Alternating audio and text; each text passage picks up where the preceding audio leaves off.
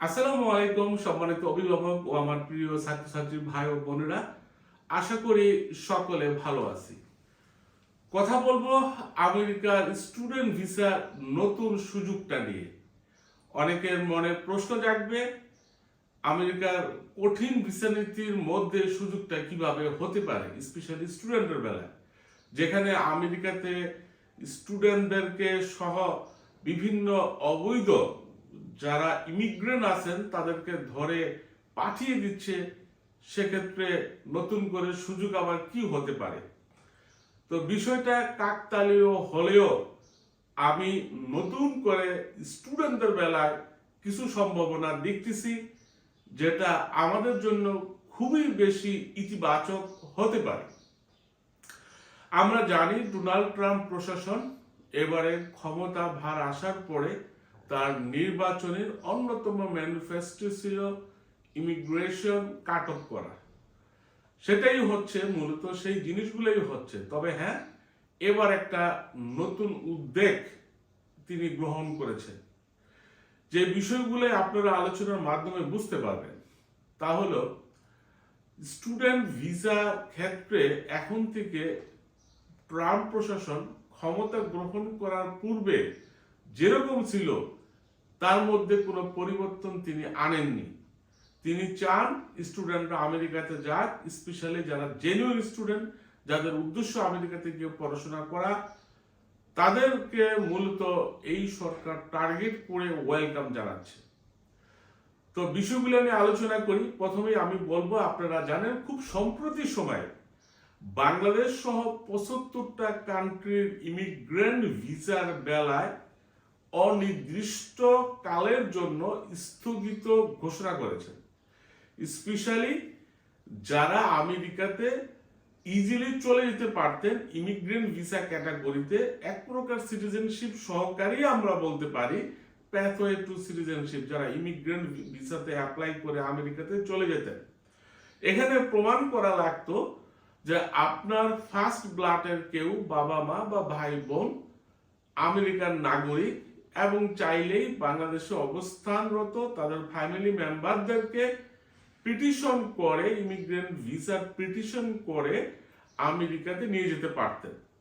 তো এই ইমিগ্রেন্টরা যারা বাংলাদেশ সহ বিভিন্ন দেশের থেকে আমেরিকাতে যেতেন, এর মধ্যে দেখা যেত বেশিরভাগ ইমিগ্রেন্টই আমেরিকাতে গিয়ে কাজকর্ম করতেন না, তারা কোয়ালিফাইড না, যেন তেন ভাবে আমেরিকাতে চলে গিয়ে কোনো কাজকর্ম না করে আমেরিকান সরকারের বিভিন্ন ধরনের সুযোগ সুবিধা নিতেন। যেরকম জব সিকার অ্যালাউন্স নিতেন, চাইল্ড বেনিফিট নিতেন, হোম কেয়ার বেনিফিট নিতেন, এটা সহকারে যত ধরনের বেনিফিট নেওয়া যায় প্রত্যেকটা বিষয়ে বাংলাদেশি ইমিগ্রেন্টরা আমেরিকাতে গিয়ে সুযোগগুলাই মিস ইউজ করতেন। তো যখন বর্তমান সরকার দেখলো আমেরিকাতে ইমিগ্রেন্ট ভিসার মাধ্যমে যাওয়ার পরে তারা কাজকর্ম না করে বরঞ্চ আমেরিকান সরকারের নিকট একটা বার্ডেন, আমেরিকান সরকারের যে ফান্ড, ওই ফান্ড তারা ব্যবহার করে বসবাস করতেছিলেন, এবং এদের সংখ্যা 50%-এর উপরে। আমি যদি স্পেসিফিক পার্সেন্টেজটা বলি, সরকারি হিসাব মতে 54%, আর অফ দ্য রেকর্ড সরকারি হিসাবের বাইরে যদি আমি বলি, এটা কিন্তু 70-75%-এর উপরে হবে। এই বাঙালি ইমিগ্রেন্টরা ওখানে গিয়ে কাজকর্ম না করে সরকারের বেনিফিট গুলাই নিয়ে ওখানে খুব সুন্দরভাবে জীবনযাপন করে আসছিলেন। তো সরকারের জন্য এটা বিশাল বড় একটা অর্থনৈতিক লুজ, এবং এই বিষয়টা যখন সরকার ফাইন্ড আউট করতে পারলো, তখন বাংলাদেশ সহ 75-75টা কান্ট্রির জন্য ইমিগ্রেন্ট ভিসা স্থগিতাদেশ দিল পরবর্তী নির্দেশ না দেওয়া পর্যন্ত। এবং এই স্থগিতাদেশ কবে ফেরত আসবে কেউ এটা আমরা বলতে পারি না। এতে করে কি হলো, যে ইমিগ্রেন্ট ভিসাতে খুব বেশি অ্যাপ্লিকেন্ট ছিল, বিশেষ করে বাংলাদেশিদের বেলায় এই ক্যাটাগরিটা বন্ধ হয়ে গেল।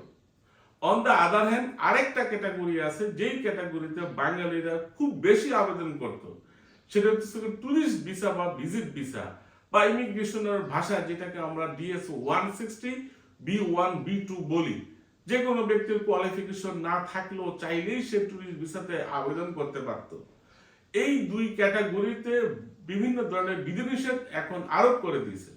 যেরকম B1 B2 বেলা, যেটাকে আমরা ট্যুরিস্ট ভিসা বলি, এখানে কি করছে যে এখন চাইলেই সবাই আবেদন করতে পারবেন না। এখন আমেরিকাতে যদি যেতে চায় ট্যুরিস্ট ভিসার ক্ষেত্রে সর্বোচ্চ 15,000 এবং সর্বনিম্ন $5,000 পর্যন্ত বন্ড দিয়ে তারপরে আমেরিকাতে যেতে হবে। বেশিরভাগ বেলায় আমি দেখেছি এটা অলমোস্ট 18 থেকে 20 লক্ষ টাকার মতো টাকা আমেরিকান সরকারের নিকট জমা দিয়ে 3 মাসের ভিসা দিচ্ছে, যেটা এর আগে 5 বছরের ছিল। এই ক্যাটাগরিতে এখন আমেরিকাতে গিয়ে কেউ আবেদন বা থেকে যাবে 20 লক্ষ টাকা জমা দিয়ে বা আবেদন করবে, এটা কিন্তু অনেক অংশে কমে যাবে বা কমে গেছে। একটা সময় ছিল আমেরিকাতে ট্যুরিস্ট ভিসাতে 5 বছর ভিসা দিত, এখন কিন্তু এই অবস্থানটা নাই। এট এ টাইম ভিসা 3 মাসে দিচ্ছে। অন দ্য আদার হ্যান্ড 3 মাসের ভিসা পাওয়ার পরেও আমেরিকাতে গিয়ে বাংলাদেশের যে ফেরত আসবেন এই নিশ্চয়তা প্রদানের জন্য 18 থেকে 20 লক্ষ টাকার মতো একটা টাকা আমেরিকান সরকারের নিকট জমা দিয়ে তারপরেই যাওয়া লাগবে আমেরিকাতে। তো এই যে একটা বিশাল পরিবর্তন, এখন 18 থেকে 20 লক্ষ টাকা জমা দিয়ে কজন মানুষ আমেরিকাতে যাওয়ার সক্ষমতা রাখে? এই যে জিনিসটা, এই জিনিসটার জন্য আমরা নিজেরাই দায়ী। আমাদের বাঙালিরা বাংলাদেশের থেকে যখন ট্যুরিস্ট ভিসাতে অ্যাপ্লাই করে আমেরিকাতে চলে যেতেন, তখন তারা বলতেন আমি বিলিয়নিয়ার, আমার কোটি কোটি টাকা আছে, কিন্তু আমেরিকাতে যাওয়ার পর তারা অটোমেটিক্যালি গরিব হয়ে যেতেন। তারা ওখানে পলিটিক্যাল অ্যাসাইলাম সিক করে বাংলাদেশের ফেরত আসার নাম ভুলও চিন্তা ভাবনা করতেন না।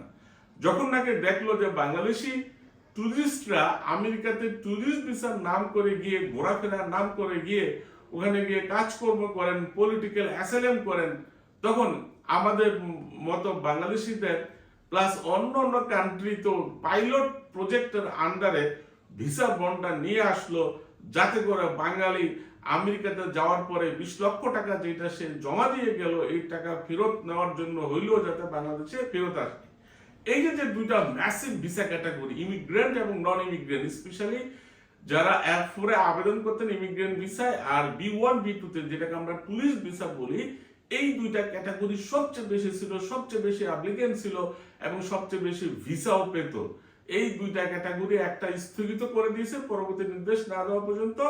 আরেকটার বেলা বলা হয়েছে তোমরা অবশ্যই আমেরিকাতে ট্যুরিস্ট ভিসা যেতে পারো, সেক্ষেত্রে 18 থেকে 20 লক্ষ টাকার মতো আমেরিকান সরকারের ফান্ডে জমা দিয়ে তারপরে যেতে হবে এবং তোমাদেরকে আমরা সর্বোচ্চ 3 মাসের ভিসা দেব।